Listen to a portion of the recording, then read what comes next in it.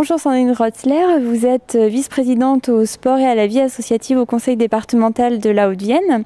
Fin 2016, le conseil départemental a été à la rencontre des clubs sportifs à l'occasion des assises territoriales de la Haute-Vienne qui étaient consacrées au sport. À l'issue de cette concertation publique, un plan d'action a été voté dans lequel est indiqué que le département va réfléchir à la création d'un équipement structurant indoor.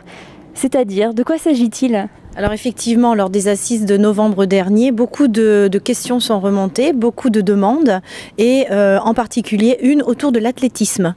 Donc en Haute-Vienne, de très nombreux licenciés pratiquent l'athlétisme et lorsqu'il fait mauvais temps, l'hiver notamment, ont des difficultés pour pratiquer leur discipline en extérieur. Donc nous avons fait une étude de marché, nous avons concerté également les licenciés et les représentants, les dirigeants des clubs d'athlétisme et nous nous sommes interrogés sur la possibilité de faire une structure indoor, donc pour pratiquer l'athlétisme à l'intérieur. Donc aujourd'hui, nous avons voté la possibilité de lancer les études sur ce projet. Nous envisageons donc de construire cette structure sur le site de Keops, puisque Keops est un établissement qui appartient au conseil départemental. Donc nous pourrions ainsi compléter l'offre sportive, d'autant qu'une structure indoor athlétisme n'existe pas à proximité. Donc nous pourrions aussi couvrir les besoins de Limoges, du département, de la région et peut-être aussi de départements voisins. Justement, on parlait de Keops. Un autre projet est envisagé par le département, qui est la possibilité de regrouper sur un même site l'ensemble des comités départementaux et ainsi de créer un lieu de travail partagé à Keops. Pouvez-vous nous en dire plus sur ce projet ? Oui.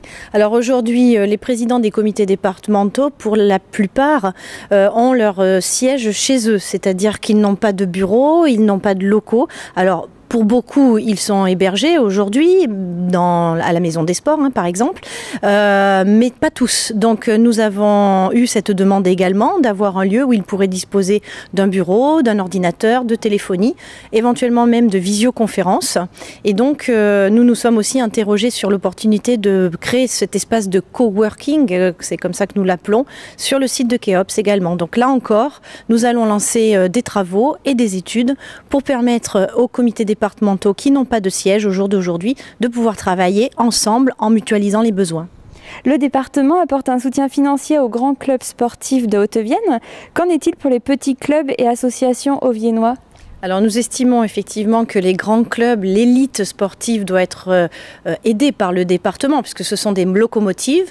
Mais par ailleurs, il y a des clubs, les clubs amateurs, que nous souhaitons également soutenir.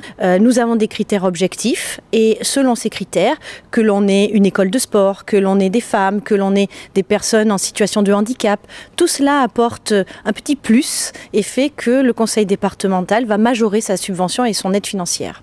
Le département n'apporte pas seulement que de l'aide financière, mais également une aide technique. Nous avons des services qui sont à l'écoute et qui peuvent conseiller ces associations.